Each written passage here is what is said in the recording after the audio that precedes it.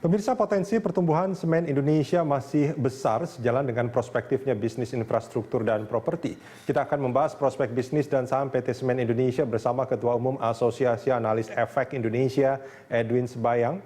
Mas Edwin. Selamat pagi, Pak. Selamat pagi, Mas Edwin. Ini kalau kita bicara soal semen Indonesia di tengah ini kan pandemi COVID-19 masih merajalela ya, dan pembangunan infrastruktur bahkan properti juga kalau saya lihat agak sedikit terhambat. Gimana Mas Edwin melihat? Iya, jadi memang kalau kita lihat secara umum penjualan semen memang masih mengalami penurunan, Mas ya.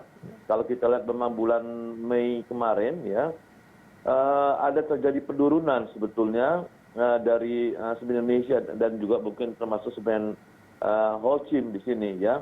Jadi mereka punya market share turun, lalu dari jumlah penjualan juga mengalami penurunan karena secara nasional juga kan penurunan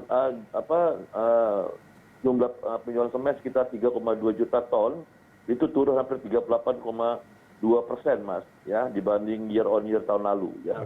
Sementara kalau kita lihat market share-nya si semen Indonesia agak turun sekitar 0,9% menjadi 52,5% di bulan Mei kemarin.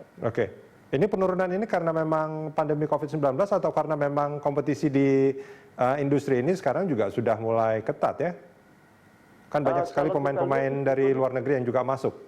Iya, itu salah satu faktor, tapi ada juga faktor ya karena memang di awal tahun itu ada curah hujan yang cukup besar, Mas ya. Sehingga itu membuat terjadi penurunan penjualan daripada semen ya. Lalu juga bukan hanya COVID tapi juga memang terjadi kelesuan ya di penjualan properti ya. Dan juga memang sektor konstruksi juga mengalami perlambatan. Dan itu membuat penjualan semen secara nasional termasuk di dalamnya semen Indonesia mengalami penurunan, Mas. Ini kalau kita sekarang ini ada istilahnya new normal gitu. Nah ini untuk industri semen sendiri khususnya semen Indonesia, apa kira-kira suggestion gitu bagi industri ini untuk menjalani era new normal ini? Iya, kalau kita lihat sebetulnya ini kan harapan kita dengan ada new normal, aktivitas bisnis akan mulai bangkit lagi, ya aktivitas ekonomi mulai tumbuh lagi, artinya di sini sektor properti sebagai penyumbang terbesar penjualan semen kan itu bisa mulai bangkit lagi ya. Tetapi itu secara eksternal, secara internal menurut saya sih mungkin mereka juga harus melakukan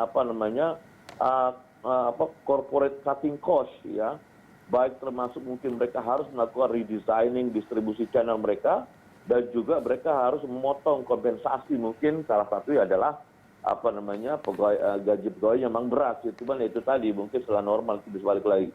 Tetapi di lain pihak sebetulnya industri semen nasional termasuk di dalam semen Indonesia mereka mendapatkan keuntungan sini karena adanya penurunan dari harga harga batu bara dan harga minyak bumi ya, dalam ini BBM.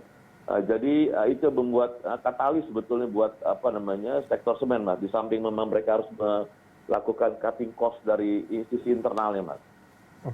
Ini emang menarik ya kalau kita bicara soal corporate cutting cost ini sebetulnya upaya untuk efisiensi di tengah pandemi COVID-19 ini ya Mas Edwin ya. Nah, kalau untuk batu bara dan BBM ini seolah-olah memang sudah ada semacam cutting cost tanpa harus melakukan effort gitu kan. Nah, tapi untuk efisiensi di bidang yang lain yang masih mungkin untuk diefisiensikan kira-kira apa? Iya, kalau menurut saya sih pun karena penjualan semen secara nasional masih mengalami penurunan, mungkin mereka mau nggak mau mereka tidak bisa dihindari, mereka harus mungkin menutup beberapa pabrik mereka yang memang tidak digunakan. Menurut saya juga mungkin mereka harus melakukan itu, Mas. Baik. Nah ini kalau secara kinerja keuangan selama semester pertama ini gimana Mas Edwin melihat? Iya, kalau kita lihat mungkin masih agak tertolong nih karena di kuartal 1 kemarin kan mereka masih cukup bagus ya. Net profit mereka naik 66,5% ya, penjualan mereka juga naik 5,6% ya. Plus profit margin, operating profit margin dan net profit margin mereka masih bagus.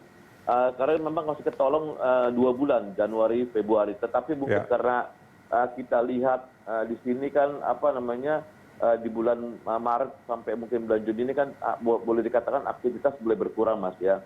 sehingga pasti akan mengalami penurunan. Tetapi menurut saya sih mungkin mereka masih ketolong di kuartal 1. Dan yang bagusnya juga dari semen Indonesia adalah mereka itu penjualan semen ini kan termasuk ada seluruh di Indonesia, ya. Jadi mereka tidak terkonsentrasi hanya di Pulau Jawa yang memang kena pukul cukup besar akibat penerapan PSBB tersebut. Jadi menurut saya sih mungkin situasi mereka lebih bagus, lebih slightly better ketimbang dari INTP, Mas. Oke. Kecuali mungkin di kuartal kedua ini mungkin akan sangat berat mungkin ya? Ya, karena itu tadi, karena sudah masuk ke PSBB tadi. Oke, baik. Mas Edwin, kita jeda sebentar, kita akan lanjutkan ini di segmen berikut pemirsa. Jangan kemana-mana, Corporate Action masih akan kembali usai jeda.